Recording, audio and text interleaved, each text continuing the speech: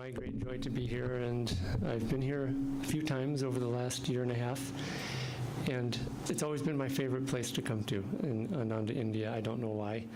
Maybe God put this heart connection between me and everybody because Master and God knew that I would be coming here someday to live and to share with all of you in this great light.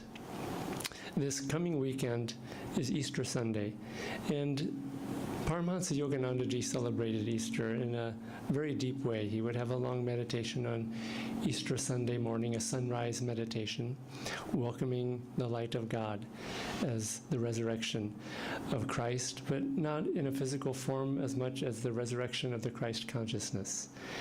And Yoganandaji and Master taught in these ways about the Christ consciousness and the light and the connection between the two. And it's interesting that Easter and Holi also, they're both celebrations of light in different ways. And with the Holi, it's light in these bright, beautiful colors. And it's in springtime that we, in a way, celebrate the coming of the light. Where I grew up in the United States, the wintertime was very dark and seemingly very bleak. There was a large, vast forest right behind my house. And in the winter, every single leaf on every single tree fell off of those trees. There was not a single green leaf in that entire forest all winter long. The snow would come and build up, and it was very stark. It was beautiful in its own way, but when springtime came, it was especially beautiful because as the days grew longer, the light came, it warmed the earth, it brought the life force so that all the leaves came out and just lush greenery and beauty everywhere, flowers blooming. And so Easter really, in a way, is a celebration of light and how the answer to all of our problems is to turn towards the light. Swamiji wrote a beautiful song, and it's sort of a folk song. It's played with guitar, but it's one of my favorite songs of his.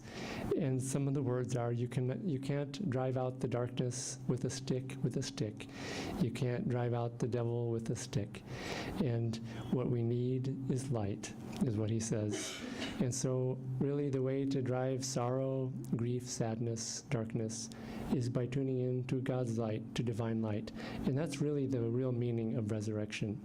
In the Bhagavad Gita, chapter 4, stanza 37, Krishna says, O Arjuna, as fire burns wood to ashes, so does the fire of wisdom burn to ashes all one's karma. And Swamiji writes about this in the context of divine light. He says, think of the long-abandoned Egyptian tombs. Darkness reigned in King Tut's tomb for thousands of years. Yet once it was opened, light came flooding in, and the darkness of centuries was dispersed in an instant. The case is similar with every individual. No matter how deep one's shadows of unknowing, the moment God's light enters his consciousness, there is nothing but light.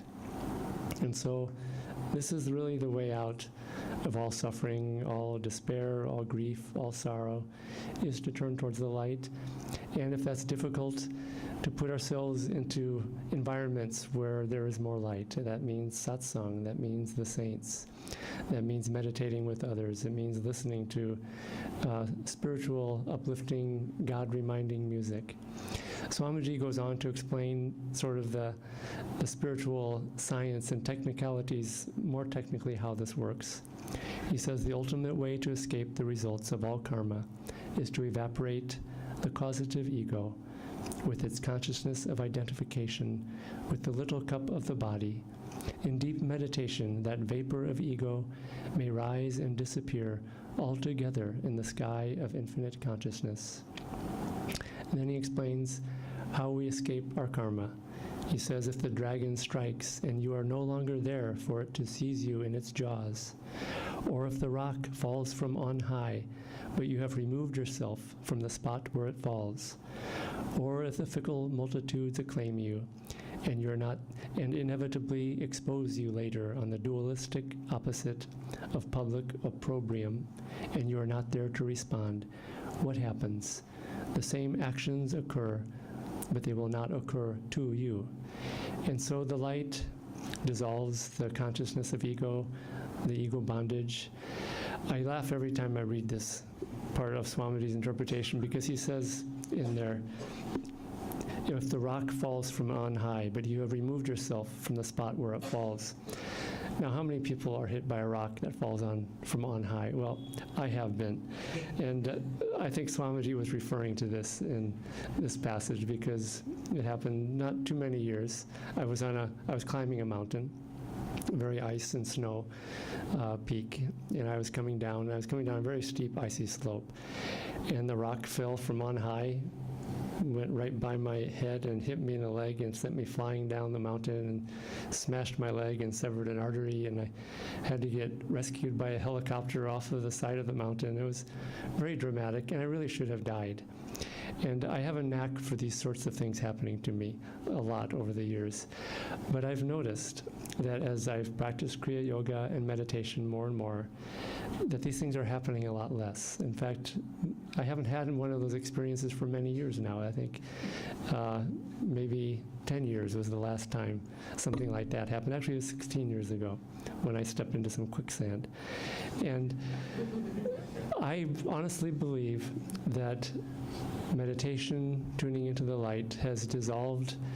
I still have karma, but it's dissolved the person who that karma is coming to, and that person is still here because I still have karma to work out, but less and less so. And so even with that experience on the mountain, I think I probably should have died. It probably should have hit me in the head, but it didn't. And I think to that extent, my ego was just a little bit out of the way, just about 3 inches out of the way in that case. So this is the way out, is to always be tuning into the light. I had an experience some years ago where, for me, it was sort of a resurrection in a way. It was on Easter Sunday, and it was Easter Sunday 4 years ago, and that would be 5 years ago, 2011, and Swami Kriyanandaji had been away for a long time, and he was coming back to Ananda village, and he was giving the Easter Sunday satsang. And it was a real time of darkness for myself. My wife had just left the body just about 3 or 4 months before that, and it was just a time of real heavy grief and sadness for myself. And it was a very difficult time, as I think you could imagine, and I think some of you maybe have gone through it yourself, losing someone who is very dear to you. And so that Sunday, I went to the Sunday satsang that Swamiji gave. And as my wife and I always did, we always sit right near his feet. Most people in America don't sit at the feet, they sit in the chairs. And we just had this tendency over 25 years to sit in the very same spot, right near Swamiji's feet. And so I sat there, and I called and felt my wife's presence there. And I also brought my camera, which I never would bring my camera to take photos of Swamiji, because I didn't want to disturb him. I wanted to be inward, but for whatever reason, I brought my camera that day. And during the Sunday satsang, suddenly there was light. And it had been raining and cloudy, but suddenly for about 1 minute, this incredible golden light was coming through the window behind me and was just bathing Swamiji and the whole scene in light. And I pulled out my camera and I took 3 pictures. And I'm a longtime photographer, and as a photographer, you know that when you're taking photographs, you're not taking photographs of things or objects, you're taking photographs of light. It's light that gives the impression on the film or the sensor of a digital camera. And photographers know that when you are in a place of magical light, which is usually in the early morning or in the evening when the sun is low, that you see this magical light. And so photographers look for light. They don't look for things, although they also combine the two. And so I understood that this was a magical moment of divine light, because it was Easter Sunday, and I felt very uplifted. And then I got home, and I took 3 photos. I downloaded them. 2 of them, Swamiji was completely out of focus, because my camera has an autofocus, but because it focused on the background, it was out of focus rather than autofocus. But there was one picture where he was in perfect focus. And it was, at the time I thought, this is the best picture of Swamiji ever taken. And I wasn't being bragging or anything. To me, it was just all part of this divine grace. And in fact, of all the thousands of photos, of the very best photos that were chosen for this book, that you may be familiar with, this is mostly a photo book. The photo that I took is this very one that's on the very cover of this book. And I can't take credit for it. It was really not just divine light shining on Swamiji. It was really, truly the divine light coming from himself. And you can see in this photo that he is just filled with light, filled with bliss.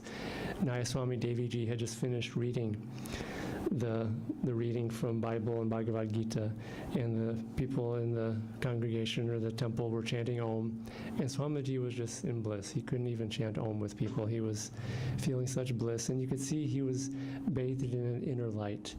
And he had a very difficult, challenging life. I mean, many of us who knew him in later years saw this sanctity and this light, but not everyone saw the challenges and the dark periods that he went through of trying to found Ananda and overcome a lot of resistance. And yet his answer again always was turn to the light. He wrote this beautiful festival that, I don't know if you've ever done it here, the Festival of Light. It's a ceremony. And it's essentially about our divine nature. Children of light, forsake the darkness is one of the lines. And it's all about turning back to the light. And in a way, that's almost the only free choice that we have in our lives. Swamiji, he pushed a lot of people's buttons in lectures when he said that you have no idea how little free will that you have. And he would say that when you put on a tie in the morning, you don't even have the free will to choose the color of tie that you're choosing. It's purely conditioning and karma and all these things. And I think a lot of people reacted and thought, well, I have more free will than that. And I reacted that way. My mind tends to think rebelliously, and I thought, okay, if I ever put on a tie again, which I won't, because it's just not my lifestyle or approach, but if I ever do, at the last minute I'm going to change my mind and choose the other one just to prove that I have free will. But of course, it's my own nature and inclination to do that. And so I would do that entirely based on my conditioning and karma and not on my free will. But Swamiji pointed out, we do have the singular choice to either turn towards the light or turn away from the light and towards the darkness. And that, in a way, it doesn't sound like it's the most important choice when you're faced with outward decisions in life, but in fact it is. You will find that if you, every day, as often as you can, or when you get into a period of struggle and darkness, if you can just remind yourself, turn to the light, go to the light, come into conditions and environments where I am in the light, you will find that that light changes your life. It changes your karma. I've seen it very graphically in my own life that my karma has changed over the years. And it dissolves limitation, it dissolves littleness. And again, it's the most and only choice that we have is to turn towards the light. Paramahansa Yoganandaji writes about this. And he wrote an article about what he called spiritual resurrection, which again, he used this life of Christ not as the life of a person, but as our lives, as an example of how each one of us can live. And he wrote, in the context of the resurrection of Christ, but in our own resurrection, life is glorious, life is beautiful, if you will only find God beneath the debris of matter. You must not be hypnotized by this changing picture of life and death, but behold immortality. It is the most joyous thing that you can experience. God is hidden behind the moon and the sun and the stars.